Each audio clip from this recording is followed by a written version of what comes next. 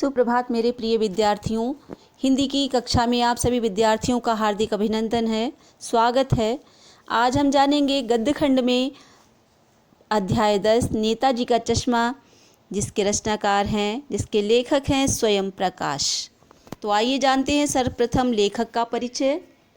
हिंदी के प्रसिद्ध कहानीकार स्वयं प्रकाश का जन्म इंदौर, मध्य प्रदेश में वर्ष 1947 को हुआ। मैकेनिकल इंजीनियरिंग की शिक्षा प्राप्त करने के पश्चात वे नौकरी के लिए राजस्थान आ गए। वे भोपाल में वसुधा पत्रिका के संपादक भी रहे, उससे संपादन कार्य से भी जुड़े रहे। सूरज कब निकलेगा, आएंगे अच्छे दिन भी, आदमी जात का आदमी, संधान, ये उनके 13 कहानी संग्रहों में से उल्लेखनीय कहानी संग्रह हैं। इन्होंने उपन्यास की भी रचना की, जिनमें बीच में विनय और ईंधन प्रमुख उपन्यास हैं। स्वयं प्रकाश ने अपनी कहानियों में मध्यवर्गीय जीवन का कुशल चित्रण किया है। उनकी कहानियों में आम आदमी पर हो रहे शोषण पर कटाक्ष किया गया है। स्वयं प्रकाश की शैली प्रभावपूर्ण, रोचक, वर्णनात्मक है। उनकी भाषा में तत्सम व देशज शब्द मिलते हैं।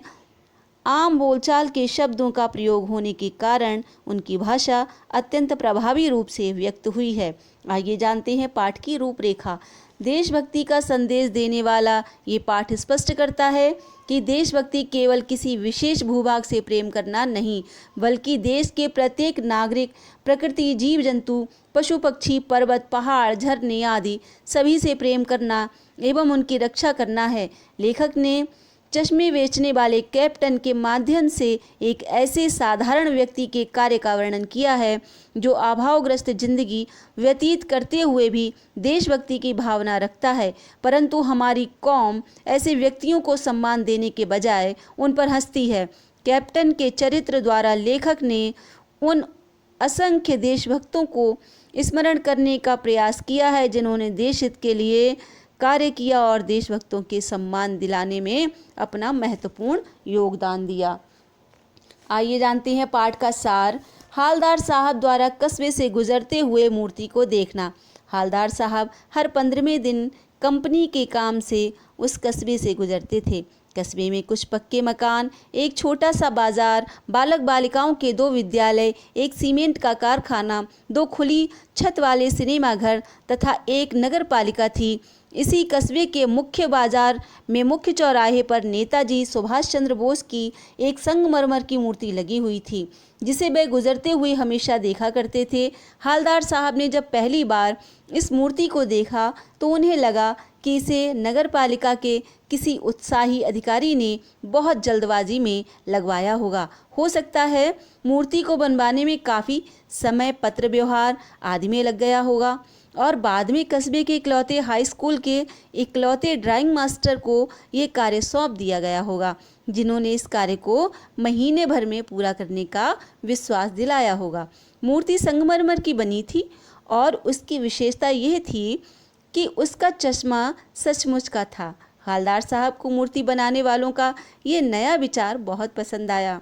मूर्ति के बदलते चश्मे का कारण हालदार साहब जब अगली बार वहां से गुजरे तो उन्हें ये देखकर आश्चर्य हुआ कि इस बार नेताजी की मूर्ति पर दूसरा चश्मा लगा हुआ है। हालदार साहब ने पान वाले से इसका कारण पूछा।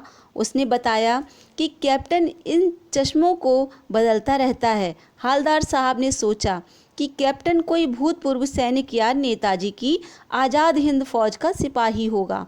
इस संबंध में पूछने पर पान वाले ने मजाक बनाते हुए कहा कि वह लंगड़ा क्या जाएगा फौज में। उसी समय हालदार साहब ने देखा कि कैप्टन एक बेहद बूढ़ा, मरियल सा लंगड़ा आदमी है, जो सिर पर गांधी टोपी और आंखों पर काला चश्मा लगाए रहता है। वह इधर उधर घूमकर चश्मे बेचता है।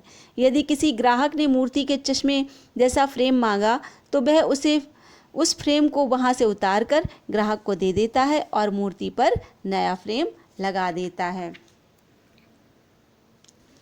मूर्ति के चश्मे के पीछे की कहानी। हालदार साहब को पान वाले से ये जानकारी मिली कि मूर्तिकार समय कम होने के कारण मूर्ति का चश्मा बनाना भूल गया था। जिसके कारण मूर्ति को बिना चश्मे के ही लगा दिया गया। कैप्टन को नेताजी की बिना चश्मे वाली मूर्ति अच्छी नहीं लगती थी, इसलिए वह मूर्ति पर चश्मा लगा दिया करता था। हवलदार साहब लगभग 2 साल तक मूर्ति पर लगे चश्मे को बदलते देखते रहे। मूर्ति पर चश्मा नहीं होने का कारण। एक दिन जब हवलदार साहब फिर उसी कस्बे से निकले तो उन्होंने देखा कि बाजार बंद था और मूर्ति के चेहरे पर कोई चश्मा भी नहीं था। अगली बार भी उन्होंने मूर्ति को बिना चश्मे के देखा।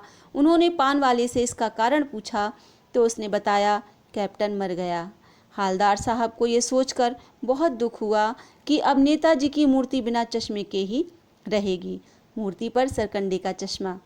अगली बार जब हवलदार साहब उधर से निकले तो उन्होंने सोचा कि अब वे मूर्ति को नहीं देखेंगे, क्योंकि आदत से मजबूर होने के कारण जब उन्होंने चौराहे पर लगी नेताजी की मूर्ति को देखा तो उनकी आंखें भर आईं। मूर्ति पर किसी बच्चे ने सरकंडे का बना हुआ चश्मा लगा दिया था। हवलदार साहब भावुक हो उठे और कि बड़ों के साथ बच्चों में भी अर्थात प्रत्येक नागरिक में देशभक्ति की भावना व्याप्त है। तो छात्रों, ये तो था पाठ का सारांश। इसको हम ध्यानपूर्वक पढ़ेंगे और समझेंगे। आज के लिए छात्रों इतना ही। आप स्वस्थ रहें, निरोगी रहें। अगली कक्षा में फिर मिलेंगे इसी मंगल कामना के साथ। धन्यवाद।